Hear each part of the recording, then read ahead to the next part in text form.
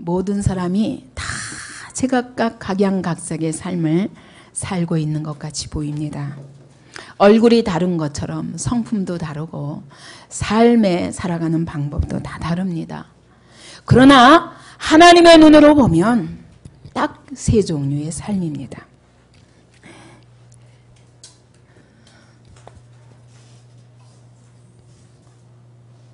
무엇이라고요?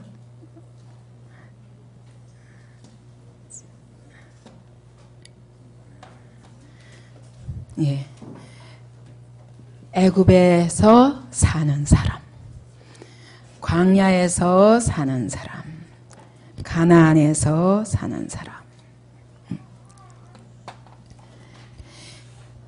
이 애굽과 광야 이 사이에 무엇이 있습니까? 홍해가 있습니다. 광야와 가나안 사이는 요단을 건너야만 합니다. 이것이 우리의 신앙생활의 숙제입니다. 우리가 어떻게 여기서 나와서 어떻게 광야 생활을 하며 광야 생활에서 어떻게 요단을 건널 믿음을 가지고 가나안에 들어가서 정말 예수 안에 준비하신 그 하나님의 은혜를 받아 누리는 삶을 살 것인가. 이 애굽은 세상이라고 그랬습니다. 애굽은 세상입니다. 광야는 무엇입니까? 광야는 믿음과 믿음의 연단의 과정이라고 그랬습니다.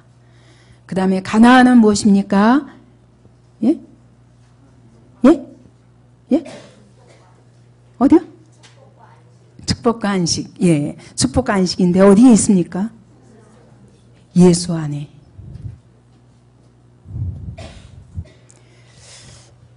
우리가 세상에서 하나님의 값없는 은혜로 구원받아서 그 다음에는 믿음의 연단의 과정을 거쳐야만 됩니다.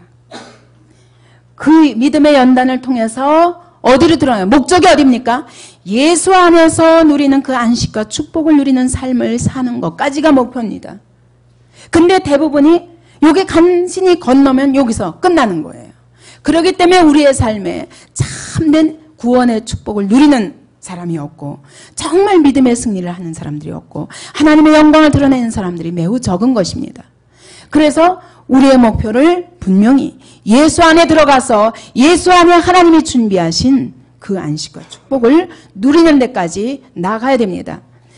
하나님께서 이 세상에서 우리를 건져서 이제 하나님의 백성으로 완전히 건져내시는 과정이 이게 구원입니다. 그죠? 하나님이 예수의 피로 말미암아 구원하시는 그리스도의 피, 보혈로 말미암아 값없이 우리를 건져내십니다. 애굽에 있는 이스라엘 백성이 안 가려고 그랬어요. 그러나 하나님이 강권적으로 붙잡아서 건져내십니다.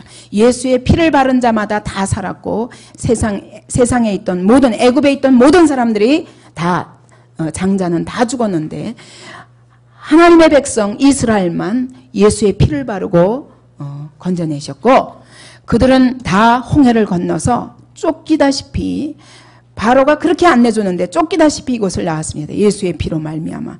그 다음에 이 광야에서 이제는 성령께서 내 안에 내주하시며 여기는 사단이 바로의 종입니다. 애굽에 있는 모든 사람들은 바로의 종입니다. 바로가 애굽을 다스리고 애굽에 있는 모든 사람들은 그의 휘하에 있습니다. 그와 마찬가지로 세상에 있는 모든 사람들은 사단의 종입니다. 왜냐하면 하나님이 세상은 공중권세가 사로잡도록 그냥 두셨기 때문에 허락하셨기 때문에 사단의 종로로 타다가 예수의 피로 말미암아 건짐받고 우리가 예수를 영접할 때 바로 성령께서 우리 안에 내주하십니다.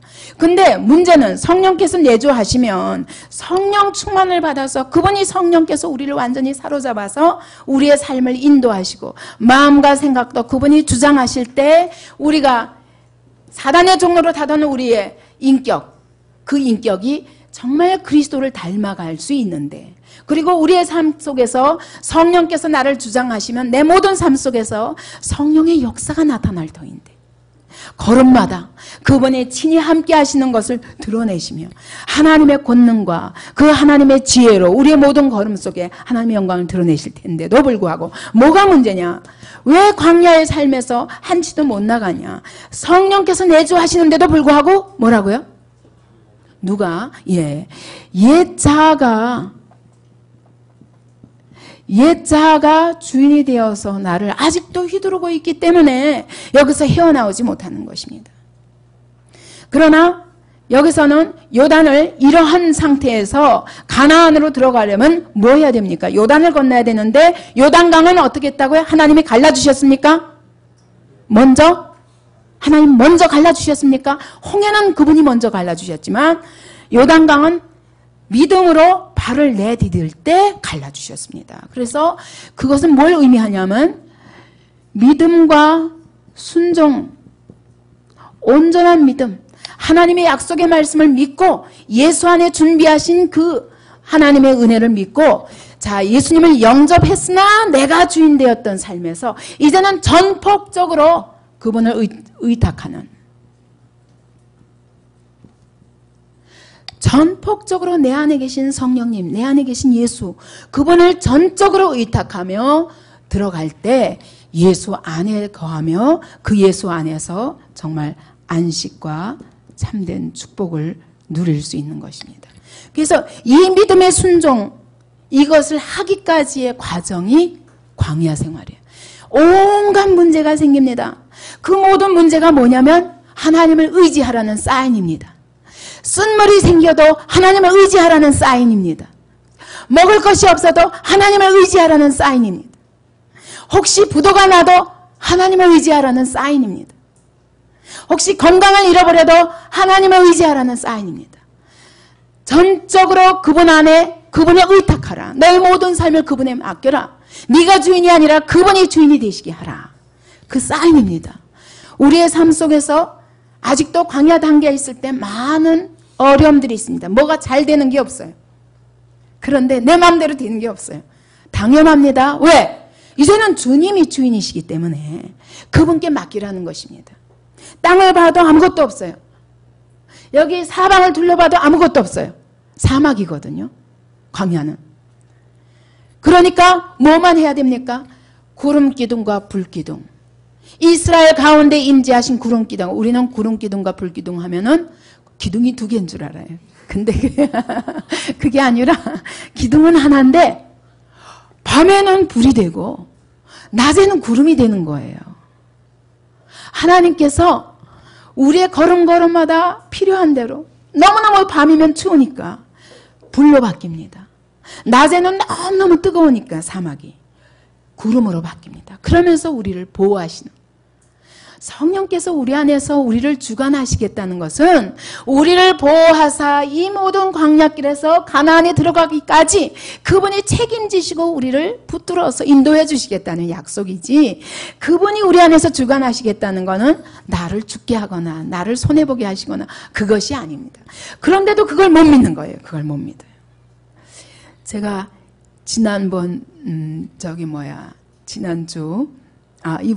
이번 주 금요 기도회 때 이제 인도하다가 찬양을 시작했는데 예수님의 십자가에 대한 찬양을 시작하다 보니까 너무너무 주님 사랑에 붙들려서 제가 한없이 울었어요. 그렇게 울다가 보니까 이제 결국은 하나님이 회개로 인도하셔서 이제 다 전부 돌아가면서 회개하고 그렇게 기도했는데, 제가 얼마나 깜짝 놀랐냐면 성도들이 다 뒤로 가가지고 무슨 얘기하냐면, 목사님이 왜 오셨을까?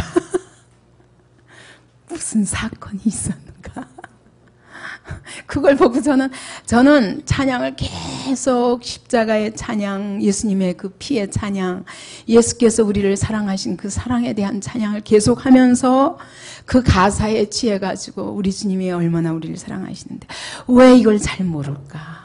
왜 이걸 잘 모를까? 그게 안타까워서 그 다음에 내가 그 주님의 사랑에 대한 그 고백과 이걸 더 깊이 알았으면 하는 그런 마음과 또 우리 성도들이 더 깊이 알았으면 이 주님의 사랑에 더 깊이 들어갔으면 그 사랑이 어떤 사랑인지 어쩌면 우리는 이렇게도 모를까. 그것 때문에 저는 울었는데 다들 무슨 일이 있어? 목사님 무슨 일이 있어? 누가 속색이나? 그래서 제가 주님의 사랑을 저는 혹시 이 찬양을 하면서 다 같이 주님의 사랑에 감격하려 정말 그날 한 사람도 안 온 사람 없이 다 울면서 고백하고 회개했습니다.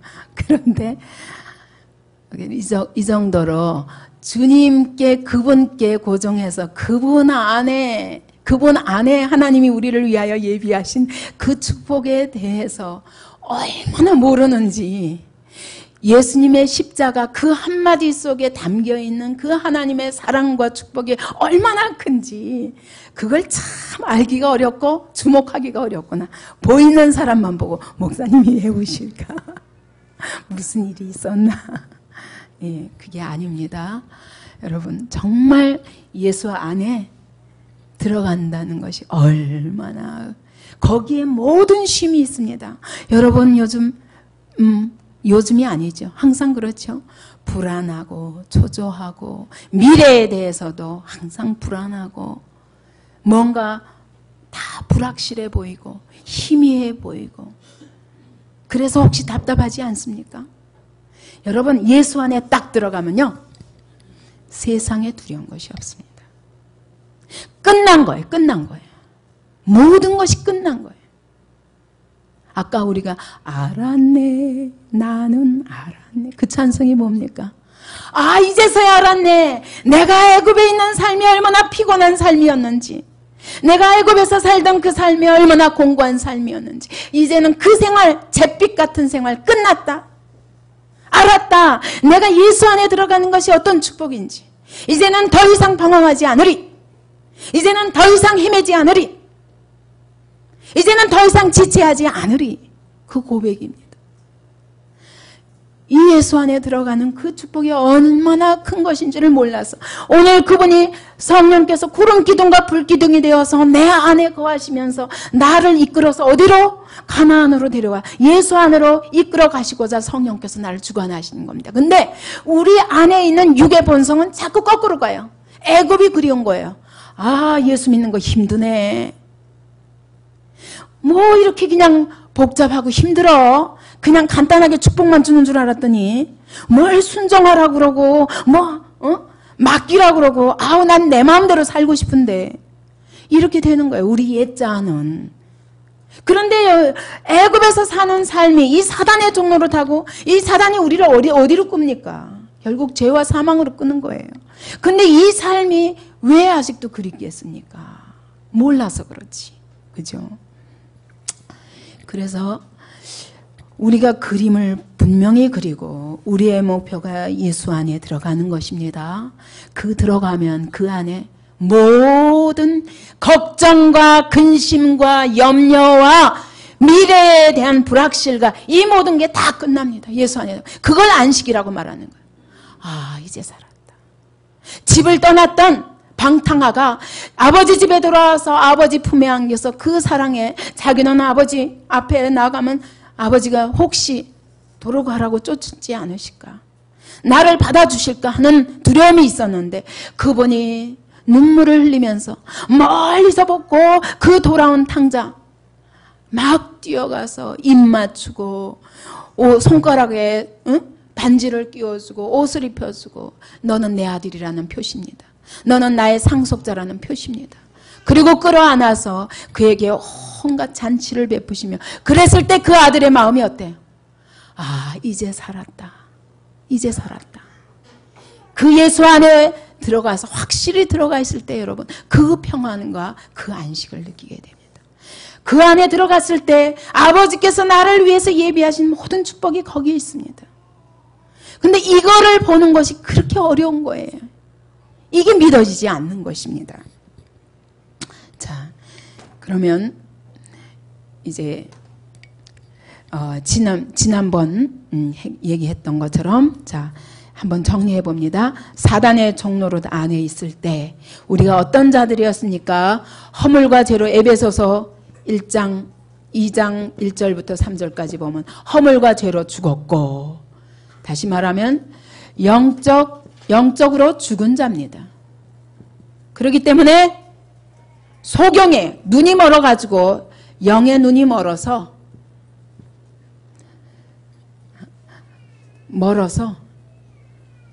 죄가 뭔지 모르고, 사망이 내가 오늘 죽게 된 이유가 뭔지, 우리의 삶이, 이 땅에서의 삶이 긴 세월이 아니라 영원한 시간이 아니라 잠깐이고 없어질 그런 세상인 걸 알지 못하고, 하나님도 모르고 죄도 모르고 내가 어떤 자리에서 지금 사단의 종로를 타는지도 모르고 사는 것입니다. 두 번째로는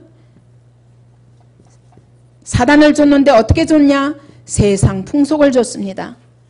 이 땅의 문화와 유행과 전통과 이런 모든 것들이 더 중요해요.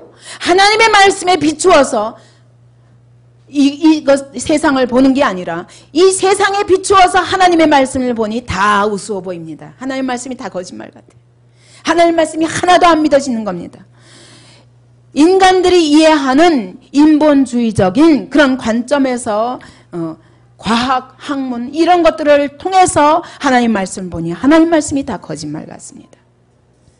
영의 눈이 어두워서 죄가 뭔지, 진리가 뭔지, 내가 오늘 처한 위치가 뭔지 하나도 모르는 것입니다. 세 번째로 사단이 또 우리를 어떤 방법으로 속입니까? 육체와 마음이 원하는 것, 그것이 무엇입니까? 정욕입니다. 사단은 우리 마음 안에서 육체가 원하는 것, 내가 생각하는 것, 내가 느끼는 것, 그런 것이 중심이 되어서 모든 죄의 충동을, 죄가 내 안에서, 사단이 내 안에 죄의 충동을 주면 그 충동하는 세력을 이길 수 없어서 질질질질 끌려갑니다. 사단은 영적으로 우리의 눈을 멀게 해서 진짜 진리를 보지 못하고, 내가 오늘 처해 있는 영적인 현상이, 영적인 상태가 무엇인지도 알지 못하고, 그 끝이 죽음이라는 것도 알지 못하고, 그 후에 영생이 있는지 전혀 알 수 없는 겁니다. 당장 내 눈앞에 보이는 거, 당장 눈앞에 보이는 쾌락, 당장 눈앞에 보이는 거, 이것밖에, 그 유익밖에는 보지 않습니다. 오늘 바로 오늘 밤에 데려가신다 할지라도 모르는 거예요. 그때까지. 이렇게 우리의 영의 눈이 멀어서 세상 풍속을 좇게 합니다. 마귀는 세상 가운데 공중권세 잡은 자가 주관하는 세상 속에 온갖 문화와 유행과 전통과 풍속과 학문까지도 다 사단의 발 아래 있습니다. 그러므로 이런 것들을 쫓아서 하나님의 말씀을 믿지 못하고, 이런 것들을 쫓아다니면서 자기가 무엇이 생명의 길인지를 알지 못하고 갑니다. 우리 육체와 마음의 정욕이, 내 안에서 죄의 충동이 일어나는 것들을 이길 힘이 없습니다. 이 애굽에 있는 사람들은, 애굽에서 이 바로가 하는 일이 뭡니까? 바로가 하는 일이 이스라엘 백성 어떻게 하죠? 예? 학대를 합니다. 왜? 그 세력이 번성할까 봐. 그리고 고역을 시킵니다. 여기 출애굽기에 보면 생활을 괴롭게 한다고 그래요. 생활을 괴롭게. 출애굽기 1장 한번 보시겠어요? 출애굽기 1장.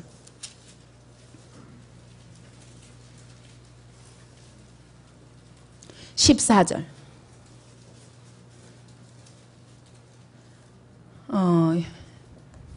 14절 고역으로 그들의 생활을 괴롭게 하니 곧 흙 이기기와 벽돌 굽기와 농사의 여러 가지 일이라. 그 시키는 역사가 다 엄하였더라. 누가 시키는 겁니까?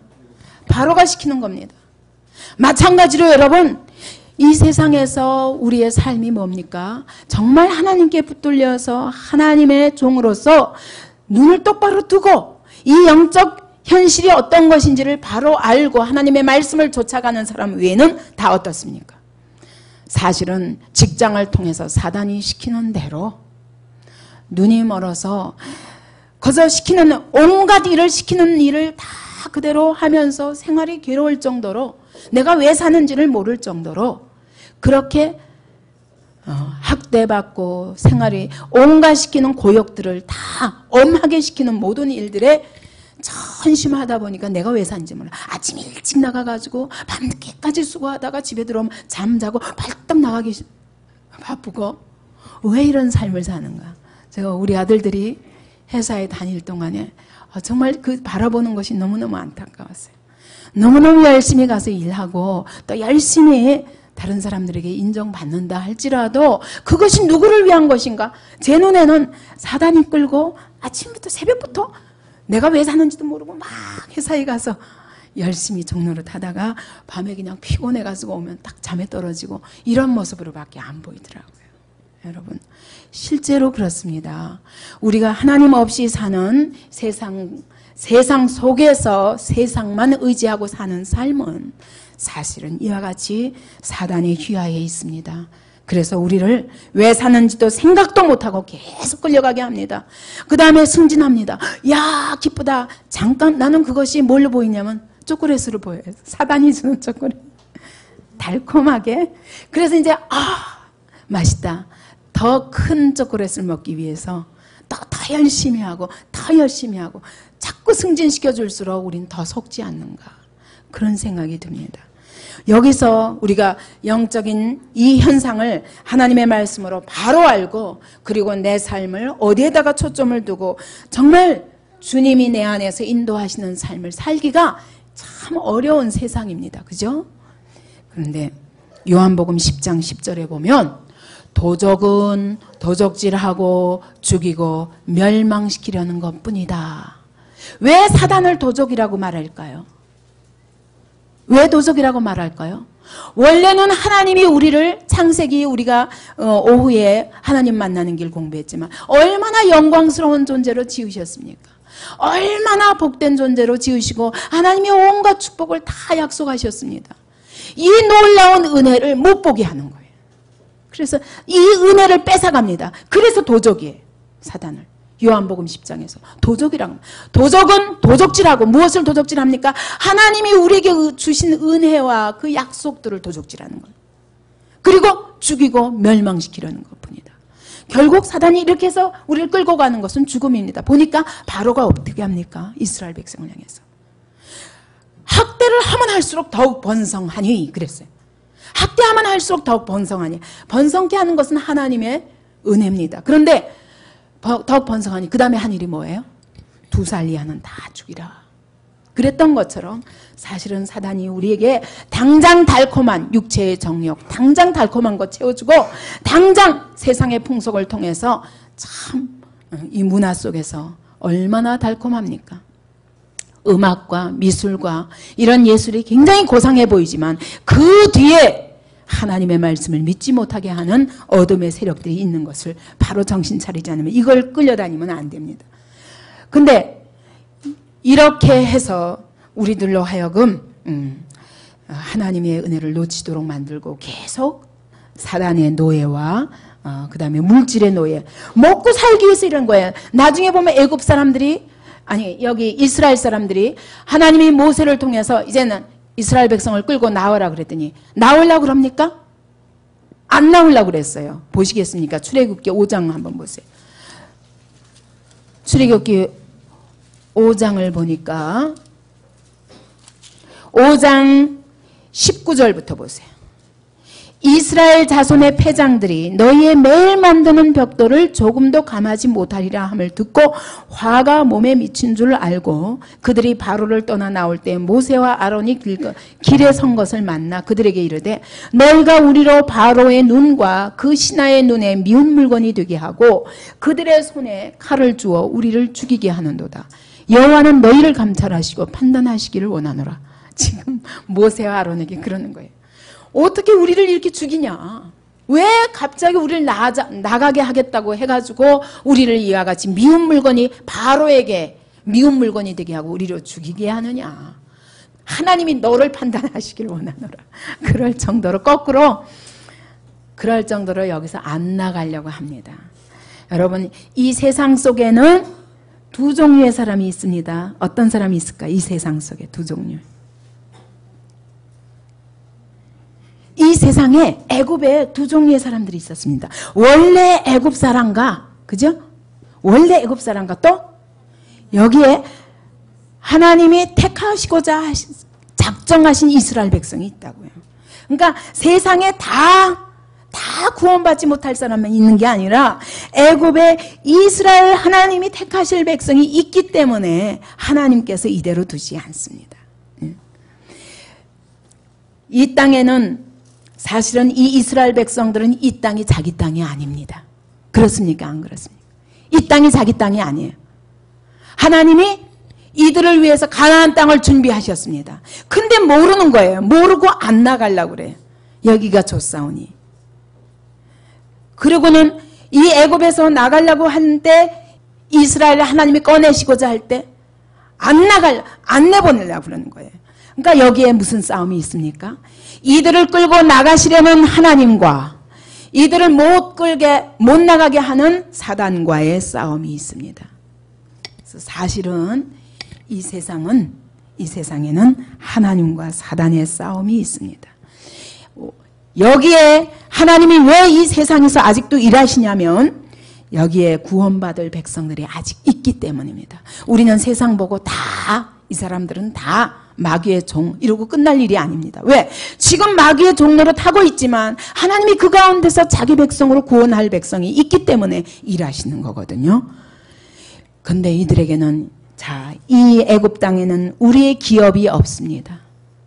기업이 뭐냐? 기업은 상속을 말합니다.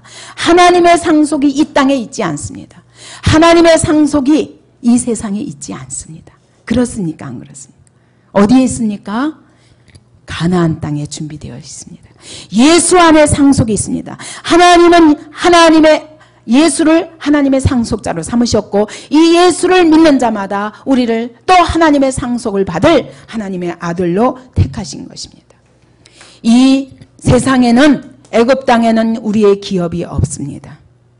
다시 말하면 여기에는 우리가 상속할 것이 없습니다. 이 땅에는 우리의 소망이 없습니다.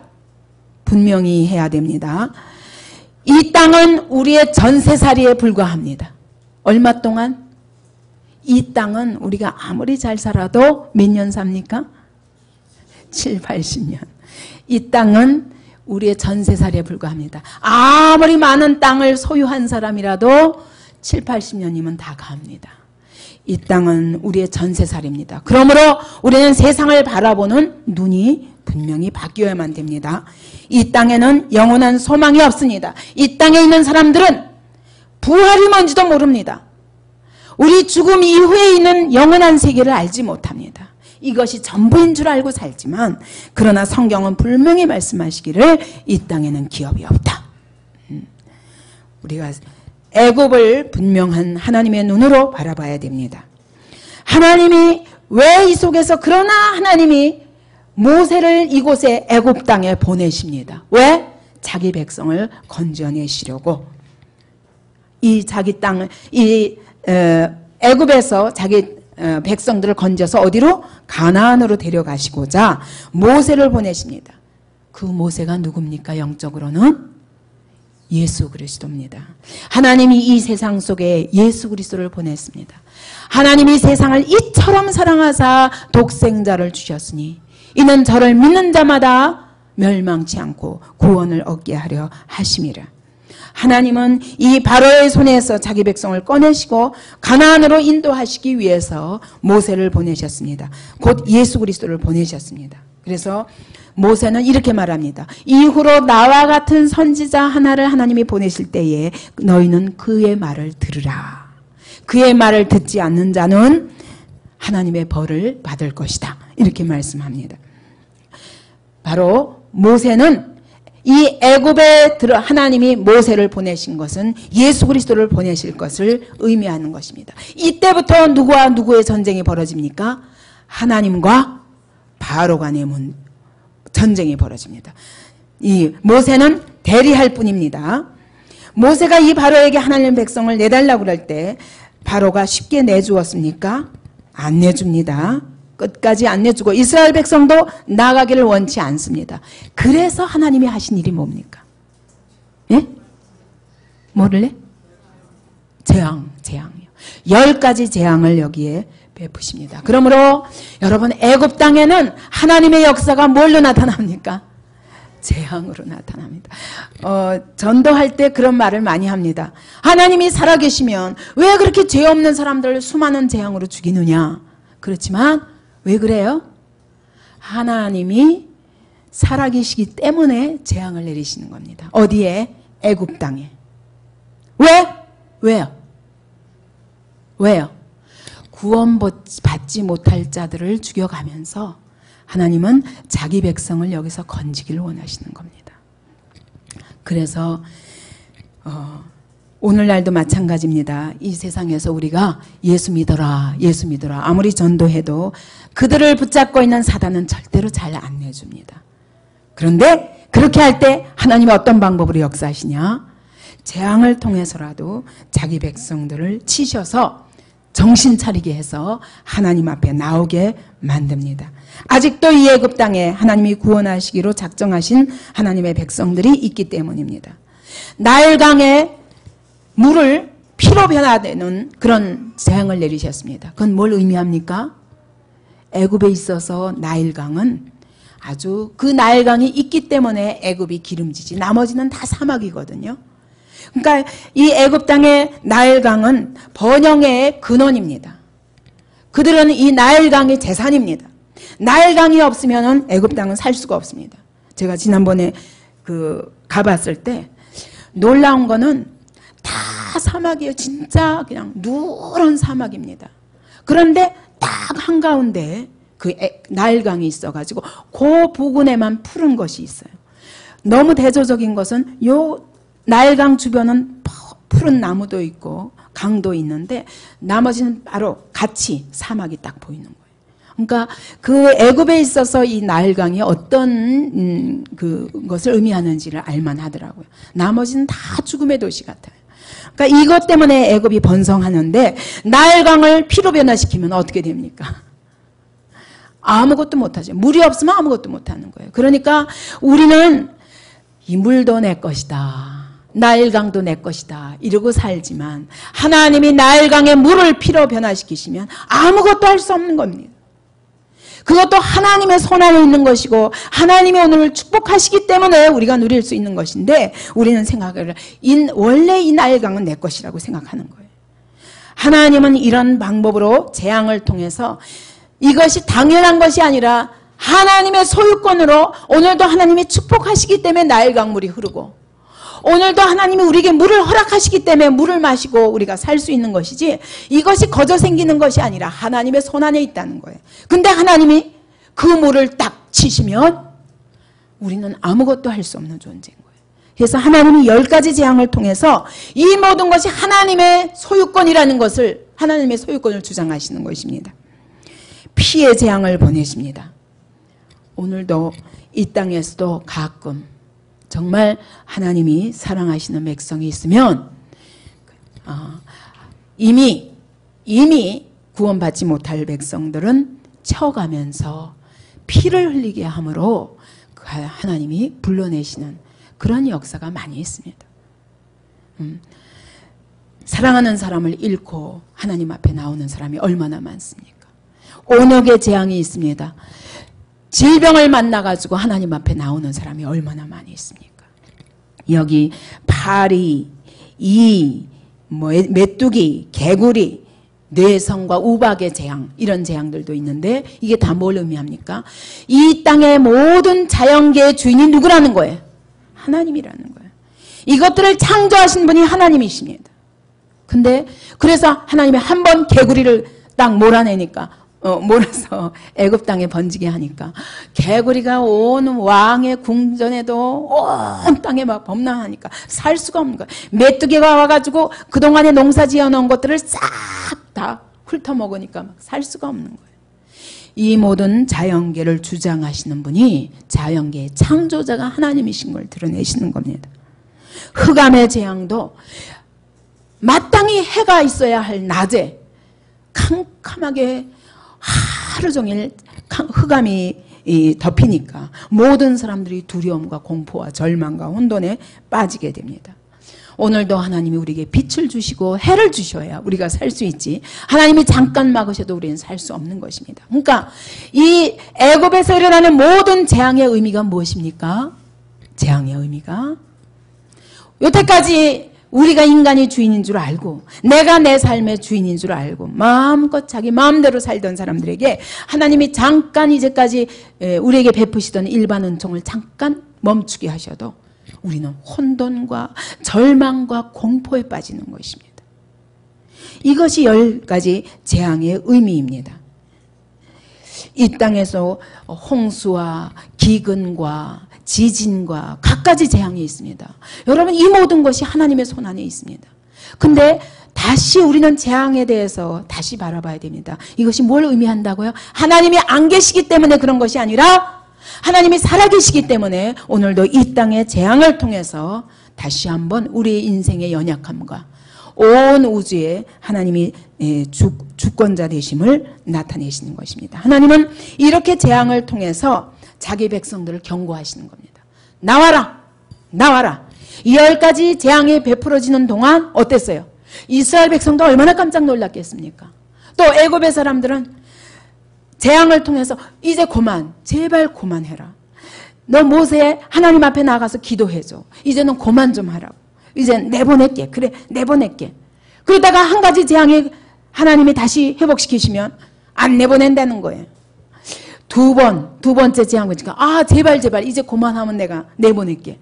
그래 놓고 또 하나님이 멈추게 하십니다. 그랬더니 또 안 내보내. 몇 번씩이나 10번씩이나 계속 하나님을 대적하면서 하나님이 내보내라는 하나님의 백성들을 안 내보낸 겁니다. 이토록 사단의 세력은 강한 거예요. 이 사단의 세력을 멸할 자가 누구밖에 없습니까? 예, 하나님의 아들밖에 없습니다. 하나님의 아들이 이 땅에 오신 것은 마귀의 일을 멸하려 하심이라. 이 사단의 손에서 우리를 건져낼 자가 없습니다. 그래서 마지막 재앙이 뭡니까? 마지막 재앙이 장자 재앙입니다. 출애굽기 11장 4절 5절 보십시오. 하나님이 이렇게 말씀하십니다.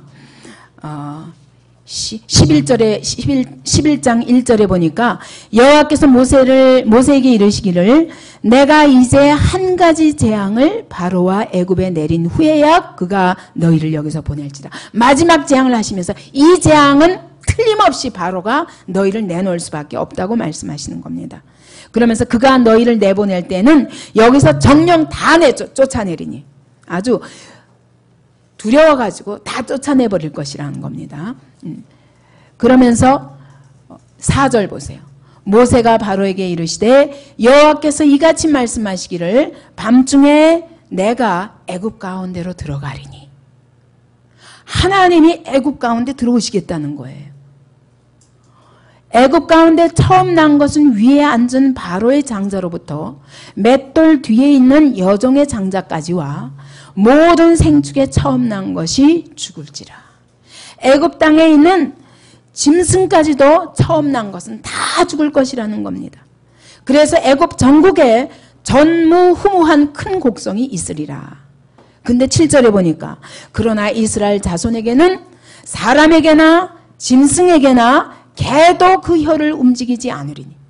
하나님이 이스라엘에 속한 짐승에게도 절대로 하나님의 손가락 하나 대지 않으셨다는 거예요. 그래서 여호와가 애굽 사람과 이스라엘 사이에 구별하는 줄을 너희가 알리라. 마지막 재앙이 뭐냐? 하나님이 친히 애굽 가운데 들어오셨다는 것입니다. 들어오시니까 여러분, 하나님이 들어오시면 어떻게 되죠? 하나님이 들어오시면 어떻게 됩니까? 예? 예, 오셔서 하시는 일은 두 가지예요. 구원 아니면 심판이에요. 하나님이 들어오셨을 때 죄인은 하나도 남아나지 못하는 겁니다. 근데 죄인이 아닌 사람이 사실 있습니까? 없잖아요. 그러면 다 죽어야 됩니다. 그런데 하나님이 누구에게? 이스라엘 백성에게는 뭐 하셨다고요? 죄인이기 때문에 그분이 들어오시면 이스라엘이라도 죽을 수밖에 없어요. 근데 이스라엘을 건지시는 방법이 뭐냐? 양의 피를 바르라. 양의 피를 바르라. 그래서 구원받은 백성도 의로와서 구원받은 것이 아니라 하나님이 이후로 보내실 예수 그리스도의 피를 바름으로 믿음으로 그 피가 나를 구원하실 줄 믿고 바로 하나님께서 그 아들의 피로 말미암아 우리를 거저 값없이 의롭다 하실 줄을 믿고 피를 바른 자마다 다 구원하신 겁니다. 근데 왜 하필이면 장자입니까? 왜 장자만 다 죽였습니까? 네? 성경에 보면 하나님이 장자를 하나님께 바쳐진 것으로 하나님이 말씀하십니다. 초태생은 다 내 것이라 말씀하셨습니다. 그 얘기는 뭐냐면 다 심판하실 수는 없고 하나님이 얼마나 긍휼이 풍성하신 하나님인지 우리 같으면 어떨 것 같아요? 애굽은 싹 죽여버리고 그리고 이스라엘만 싹 구원하실 것 같은데 하나님이 왜냐하면 애굽 사람에게도 아직 구원받을 사람이 있기 때문에 하나님께서 다가 아니라 장자들만 싹 죽임으로 다 죽은 거나 마찬가지라는 거예요. 그러니까 어차피 우리 인생은 둘 중에 하나예요. 하나님 배에 바쳐진 존재들인데 하나님의 우리에게 은혜로 바쳐진 존재들인가 아니면 저주로 바쳐진 존재들인가 그러지 다 하나님의 것이기 때문에 우리의 생명이 우리의 것이 아니기 때문에 다 하나님의 것인데도 불구하고 하나님은 장자들을 죽이고 살림으로 인해서 하나님이 어떤 분이신가를 그 애굽 땅에 나타내신 것입니다. 그래서 이 구원받은 백성들은 이것을 통해서 하나님이 어떤 분이라는 걸 알았습니까? 어떤 분이라는 걸 알았습니까? 죄를 심판하시는 분인데 애굽의 모든 사람들은 죽이며 하나님의 백성들에 대해서 어떻게 보호하시고 그들을 꺼내기 원하신가 그제서야 한 거예요. 사단도 바로도 이제서야 더 이상은 못 뵙겠다 막 쫓아내버렸죠. 쫓아내버렸어요. 이제 여태까지는 못 나간다 9번을 그러더니 10번째는 두 손 반짝 들고 빨리 나가라 빨리 나가라. 근데 여러분 하나님이 어떤 분인지 아세요? 얼마나 하나님이 우리를 향하여 놀라운 은혜를 베푸신 하나님인지 2절 보시겠습니까? 백성에게 말하여 남녀로 각기 이웃들에게 뭐 하라고요? 은, 금, 패물을 구하게 하라. 왜 이러십니까? 애굽 사람들한테 금 내놔, 은 내놔, 패물 다 내놔 이러신 거예요. 여러분 어떻게 생각하세요? 아니 하나 조금 자존심 상하지 않습니까? 아니 강도야 내놔 다 내놔 이렇게 우리에게 꼭 나쁜 짓 하는 것 같이 이렇게 애굽 사람들한테 내놓으라고 강요하라고 그랬어요. 왜 그러셨을까요? 예? 하나님의 것이니까 다 물론 하나님의 것이죠. 그죠? 하나님이 너무 정확하신 하나님이 그동안 이스라엘 백성 노예로 부려먹었지. 내놔 내 백성 너희가 부려먹었지. 그냥 값없이 다 내 거야. 어떻게 내 백성 내 사랑하는 백성에게 내놔. 너무너무 놀라운 하나님이에요. 우리가 세상에서 유린당하고 세상에서 조롱당하고 발핌당하는 것 같지만 여러분 하나님이 하나님의 백성에 대해서는 이 정도로 세상에 대해서도 값을 받게 하시는 거예요. 모든 수고에 대해서 내놔 그 얘기예요. 그래가지고 그러면 그 사람들이 내놓겠습니까? 안 내놓을 것 같죠. 그런데 얼마나 혼이 났으면 보시겠습니까? 33절 보세요. 12장 33절. 애굽 사람들은 말하기를 우리가 다 죽은 자가 되도다. 죽었다. 우리 다 죽었다. 그리고 놀래가지고 백성을 재촉해서 그 지경에서 빨리 나가라. 빨리 나가라. 그랬어요. 그랬더니 35절 보십시오. 이스라엘 자손이 모세의 말대로 하여 애굽 사람에게 뭘 구했습니까? 은금 패물과 의복을 구하매 여호와께서 애굽 사람으로 백성에게 은혜를 입히게 하사 그들의 구하는 대로 주게 하심으로 그들이 애굽 사람의 물품을 취하였더라. 여러분 광야 40년 동안 여기 사막인데 뭐가 있어요? 아무것도 없잖아요. 옷도 없고 아무것도 없습니다. 그리고 하나님의 목표는 뭡니까? 여기서 뭐 해야 됩니까? 여기 가서 제일 첫 번째 해야 될 일이 뭐예요? 광야에 가서 여기 나오자마자 제일 첫 번째 해야 할 일이 뭐예요? 예? 큰 소리로 성전 지어야죠. 성막 지어야죠. 성막. 왜? 이스라엘 백성이 이 가운데서 하나님이 거하시며 그들과 함께 하실 성막을 여기서 나가자마자 짓게 하셨거든요. 근데 이 성막을 지으려면 뭐가 있어야 돼요? 금, 은, 노 다 있어야 되거든요. 하나님이 애굽에서 그동안에 너 우리 하나님의 백성, 내 백성 수고시켰지. 다 내놔. 다 내놔. 그거 다 내 거야. 그러면서 다 뺏어가지고 이스라엘 백성, 왜냐하면 장자재앙 한 번 나니까 다 두 손 들고 빨리 나가만 줘라. 필요해. 필요한 거 다 줘가면서 내보낸 겁니다. 이거를 갖고 나와서 여기서 성막을 짓게 하시는 거예요. 그래서 신명기 8장에 보면은 하나님이 말씀하십니다. 너희가 40년 동안 광야길에서 옷이 헤어졌냐? 내 발에 신이 발이 부르터서 네가 신이 없어서 발이 부르게 하였냐? 너희가 이 광야길에 내가 먹을 거 없게 하셨냐? 다 주셨잖냐 말씀하십니다. 그러니까 여기서 다 준비시켜서 이스라엘 백성 40년 동안 발이 부르트지 않도록 사막에서 옷이 헤어지지 않도록 또 하늘로는 만나를 내리시고 또 그들 가운데 성막을 지어주사 그 성막을 가는 곳곳마다 그들이 만약 눈으로 늘 성막 가운데 불기둥과 구름기둥으로 임재하신 하나님을 못 보았으면 이 40년 동안 이 광야길을 갈 수 있습니까? 못 가죠. 하나님이 그 가운데 임재하실 하나님의 성막을 지어주시며 그렇게 이스라엘과 함께 하셨던 것입니다. 그래서 그 누구도 하나님의 백성을 하나님의 손에서 빼앗을 자가 없습니다. 하나님께서는 사단이 아무리 안 내어주고자 해도 하나님은 이렇게 이 땅의 10가지 재앙을 통해서도 마지막 재앙 하나님이 친히 애국 가운데 들어오셔서 자기 백성을 싹 빼서 끌고 나가시는 것입니다. 오늘도 혹시 여기에 애굽에는 두 종류의 사람이 있습니다.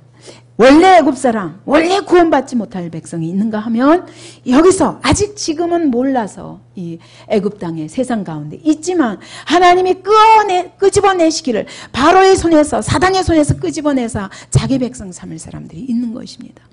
그러므로 오늘도 하나님의 백성들에게 애굽에 나아가서 전하라는 것입니다.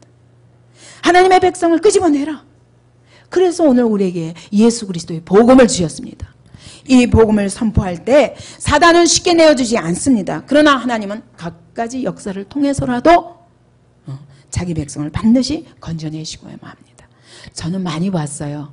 하나님께서 도저히 봐서 저 사람이 구원받을 백성 같지 않은데도 정말 그 사람이 여러 가지 삶 속에서 당하는 모습을 보면 저거는 하나님이 구원받을 백성이 아니면 저렇게 여러 가지 재앙으로 치시지 않으리라 라는 믿음이 생기는 사람들이 있다고요. 그래서 그들을 위해서 기도하지 않습니까? 그럼 하나님이 점점 역사하시는 게 보여요. 아, 저 사람 맞구나. 하나님이 준비하신 사람이구나. 그래서 가서 복음을 전해보면 하나님이 확실하게 건져내십니다. 그래서 하나님의 백성들은 삶 속에서 하나님이 일하심이 보입니다. 여기서 건져낼 백성들은 이게 얼마나 축복입니까? 하나님은 이런 재앙들을 통해서 계속 말씀하시는 겁니다. 자기 백성들에게 나와라. 너 거기 있으면 죽는다.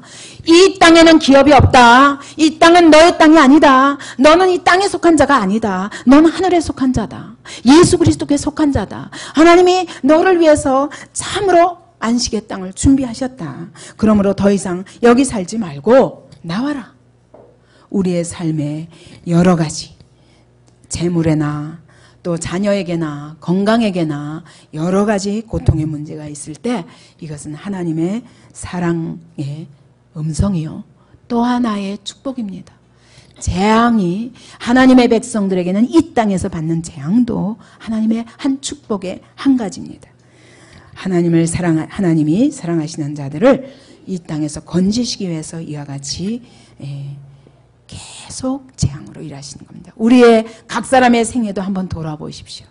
어떻습니까? 왜 부모가 오래전부터 믿은 사람들이 신앙생활이 다 확실하게 변화되는 그런 계기가 어려우냐면 사실 부모의 신앙에 의해서 오랫동안 기도로 다져와서 평탄한 가운데 신앙생활을 해왔기 때문에 이런 전기가 잘 없어요. 그죠? 근데 처음 믿는 1세대에는 진짜 이런 굴복을 통해서 하나님 옆에 엎드리지 않으면 안 되도록 하시는 겁니다. 예, 저도 돌아보면은 하나님께서 정말 그런 고난들이 없었으면 제가 하나님 앞에 이렇게 설 수 없는 그런 많은 고난들이 바로 하나님이 저를 부르시는 사랑의 음성이었구나 돌아보게 됩니다. 여러분, 이 땅에서 확실히 나오셨습니까? 아멘. 나오셨습니까? 그러면 아직도 절대로 이 땅과는 완전히 인연을 끊으셨습니까? 근데 그 얘기는 조금 약해요. 그죠? 하시기 바랍니다. 미련도 두지 마시기 바랍니다. 쟁기를 잡고 뒤돌아보지 않기 바랍니다. 예? 왜? 이곳은 우리에게 기업이 없습니다.